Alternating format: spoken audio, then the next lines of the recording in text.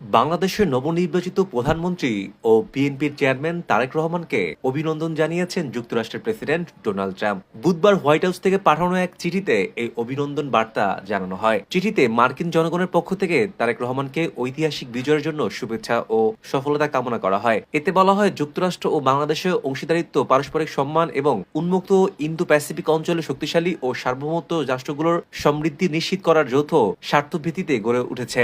নবনির্বাচিত প্রধানমন্ত্রীর নেতৃত্বে দুই দেশের বাণিজ্যিক সম্পর্ক আরও জোরদার হবে বলে আশাবাদ ব্যক্ত করা হয়। চিঠিতে আরও উল্লেখ করা হয়, পারস্পরিক বাণিজ্য চুক্তির বাস্তবায়নের মাধ্যমে দুই দেশের কৃষক ও শ্রমিকরা উপকৃত হবেন। পাশাপাশি চলমান প্রতিরক্ষা সহযোগিতার চুক্তি সমূহ সম্পূর্ণ করে বাংলাদেশের সশস্ত্র বাহিনীর জন্য উন্নত মানের মার্কিন সামরিক সরঞ্জাম প্রবেশাধিকার নিশ্চিত করার বিষয়ে গুরুত্বারোপ করা হয়। বার্তা শেষাংশে যুক্তরাষ্ট্র ও বাংলাদেশের সম্পর্কে আগের যে কোনো সময়ের চেয়ে আরও শক্তিশালী করার প্রত্যাশা প্রকাশ করা হয়। একই সঙ্গে বাংলাদেশে নিযুক্ত মার্কিন রাষ্ট্রদূত প্রতি পূর্ণ আস্থার কথাও জানানো হয়। এর আগে নির্বাচন ফলাফল ঘোষণার পর ঢাকায় অবস্থিত মার্কিন দূতাবাস থেকেও অভিনন্দন জানানো হয়। এক বিবৃতিতে বাংলাদেশের জনগণকে সফল নির্বাচন আয়োজনের জন্য শুভেচ্ছা জানিয়ে নতুন সরকারের সঙ্গে ঘনিষ্ঠভাবে কাজ করার আগ্রহ প্রকাশ করা হয়। এছাড়া ভারতের প্রধানমন্ত্রী নরেন্দ্র মোদী, সৌদি আরব যুবরাজ মোহাম্মদ বিন সালমান, চীনের প্রধানমন্ত্রী লি কিয়াং এবং পাকিস্তানের প্রধানমন্ত্রী শেহবাজ শরীফ সহ বিশ্বের বিভিন্ন দেশের নেতারা তারেক রহমানকে অভিনন্দন জানিয়েছেন। শপথ গ্রহণের প্রথম ভাষণে তারেক রহমান জাতীয় ঐক্য,